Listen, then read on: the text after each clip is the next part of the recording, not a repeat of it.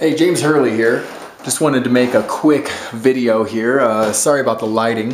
It's actually kind of dim in here for some reason. I think I need some better lights. Anyway, I want to make a quick video about how unrealistic intentions or unrealistic goals are better for you than realistic ones. And I'm going to tell you exactly how I'm going to achieve my dreams of travel and helping my family and helping my friends through the Empower Network. But before I get into any of that, I was just thinking about a story that happened to me where I set an unrealistic intention on what was going to happen in my life. And that unrealistic intention was about 4 years ago when I first moved back to Las Vegas, because I've lived there twice actually. When I moved back to Las Vegas, I moved by myself, and I had a few friends down there, so I was living with a couple of good friends, but at the time all I knew was that I was going to go DJ and do whatever it took to start playing in some of the underground, places out there for the scene. And I literally, the day I moved, I started researching it. I'd already known where some of the venues were. And I literally had only been in town for, I believe, 3 days, maybe 4. And I decided, okay, I'm gonna go out to this place, which was in North Las Vegas. It was at least 15 miles from where I lived. And those of you who are in Las Vegas will already know that North Las Vegas isn't the best place in the world. I mean, it's cool. No offense to all my buddies and all my friends from Northtown, but Northtown's can be pretty rough, especially to an outsider. But I just said, hey, if all these little rave kids can do it, I can do it, so I'm gonna go. And all of my friends there were like, "You're going where? You're going to Northtown by yourself? No, you can't do that, man. Don't go out there." And I was like, "No, I'm going. I'm gonna go to this thing." And no, don't go do that. Well, long story short is I ended up going out there, but they convinced another buddy of ours, kind of a mutual acquaintance, to go with me, and which I didn't need, but I took him along. I don't know how they felt I'd be protected that way, but I just went and did it. First weekend out, it was just like, okay, I'm going. And I went out to this small rave venue. Actually out there it was called the Fort.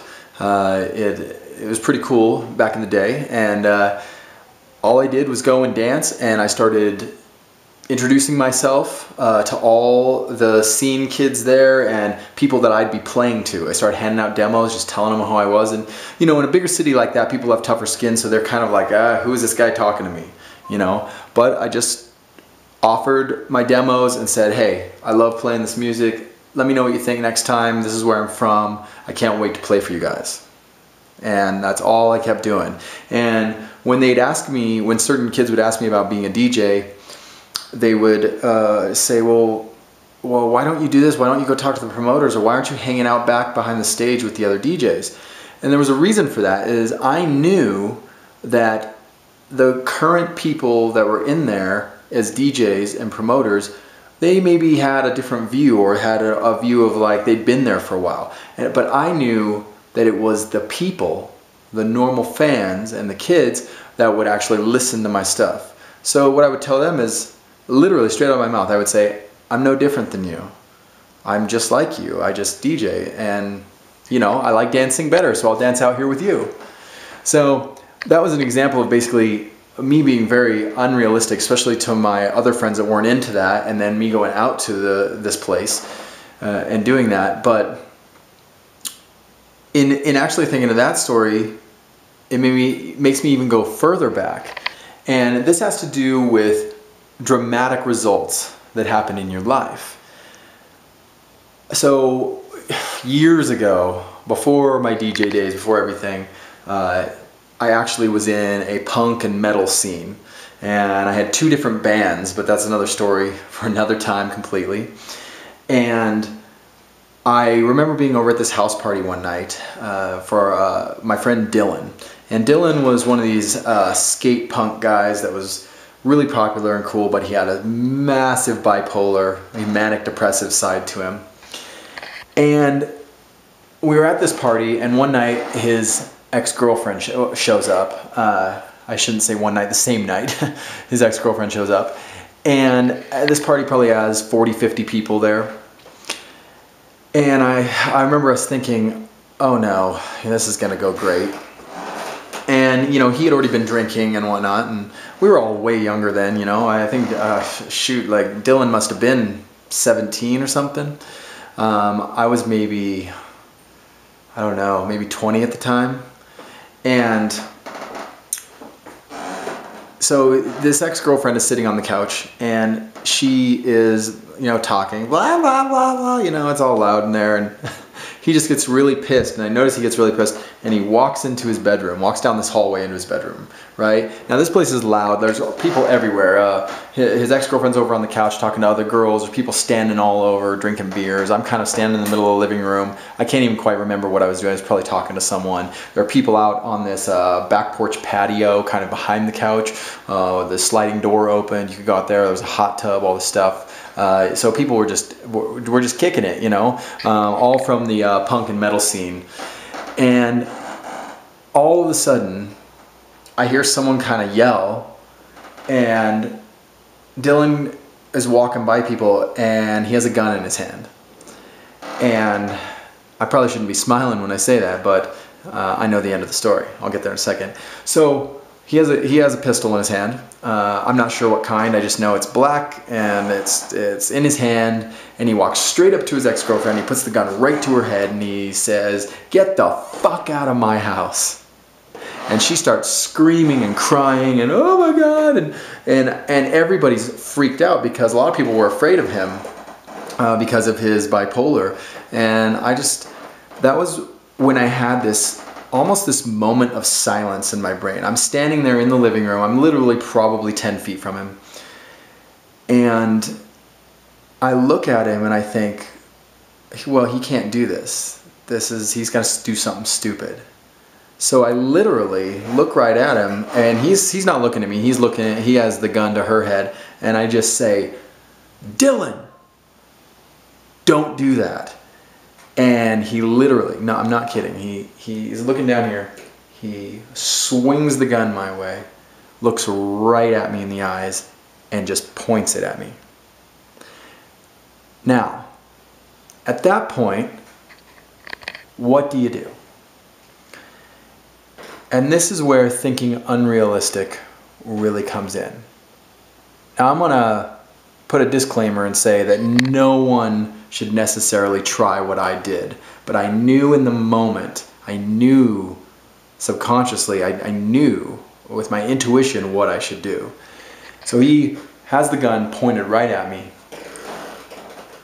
And I look right at him. I keep looking in his eyes. And in the same voice I used before, I said, "Don't you ever point that at me." And he paused he kind of looked away a little. He looks back at me and he just kind of starts laughing. And that broke his attention. And he just threw the gun on another couch and walked off. I mean, by that time the ex-girlfriend was gone. People had dragged her out of there, everything. You know, I breathed a sigh of relief. But there's times in your life when you have to be not only confident in your intuition and your feeling of what's about to happen, but you have to be almost unrealistic. Not even almost. I'm going to cancel out that word. Screw almost. You have to be unrealistic to achieve a goal, even if it's a short-term one of making sure someone doesn't hurt another person. Most people, thinking realistically, would actually look at that situation and be like, oh my God, and they probably pee their pants or drop to their knees or whatever. But I just looked at it the way it was. And the way it was is I either say something, and either way I might die. Well, what if I die and don't say something, right? So I said it. I said it with authority. And it worked. And he respected me enough. And, you know, months later he apologized to me, and, you know, that all worked out. But I wanted to make this quick video about that because there's been times in my life when I make changes and those changes have either benefited me or really hurt me. And I've said this in a previous video that sometimes my best thinking got me in more terrible spots. And my best thinking was basically me not even taking authority in my life and not thinking unrealistically. So that's what I've been doing now, is saying, wait a minute, I can change this. And I know that some of you out there know the same thing. I know there's a few of you out there that maybe looked at this video and said, hey, this guy's crazy, I would never do anything like that, and they go back to their normal work. They probably turned this video off after the first 30 seconds. But a bunch of you out there are like, whoa, there's times in my life when different things have happened. Maybe you haven't had a gun pointed at you, maybe you have. But I know there's a time in your life where you had to make a decision, and that decision had to be unrealistic. And that unrealistic decision maybe had a bunch of things in it where you had no idea how they were going to get achieved or exactly what the outcome was going to be, but you just did it anyway, and it came out just fine. So yeah, that's the level I'm on right now. And I plan on doing a whole bunch more traveling than I ever have. Plan on going to the beaches of the world. I plan on going to the festivals of the world. As you know from my blog and from my Facebook group that I love electronic dance music. I'm never gonna stop dancing to it. I can't help myself. The bass comes on, it's like, wah, wah, wah, wah. You know what I mean. So anyway, the way I'm doing that is through Empower Network. And literally, just to break it down to the most simple facts, is I'm doing it through blogging. Literally. I mean, some of you may have seen out there that you can make money online blogging. Well, if you think of how that works with ads and everything else, Empower Network is just literally the most powerful form out there of making money by blogging online. 3 simple rules. Blog daily, tell others, get money. And you repeat the process. Super simple. So there's a link below. I'd love to work with you. I'm here to help. I'm on a team called Prosperity Team, which has an entire website dedicated to new members that give you step-by-step instructions on how to start your own business. And the best part is you can start for $25 a month. And when you become an affiliate, which is $19.95 a month, it allows you to resell that for 100% commissions. And there's other levels above that, but we can discuss a game plan when you get on my level. So go ahead, pull out your credit card, just join. It's 25 bucks. Let's get started. And we should travel to the beaches of the world together and maybe form a big crew with the same shirts. Let's shuffle around at festivals, maybe bounce around, maybe, you know, headbang to the killer bass, whatever. I know, I'm kind of old school, so I like mixed terms, but I love it all. So, and I love you guys, no matter who you are. I know you can achieve your dreams. And I just want to say, you know, peace, love, unity, respect to my Facebook group and all those awesome kids that are going to EDC this year. So anyway, I'll talk to you more soon. James out. Peace.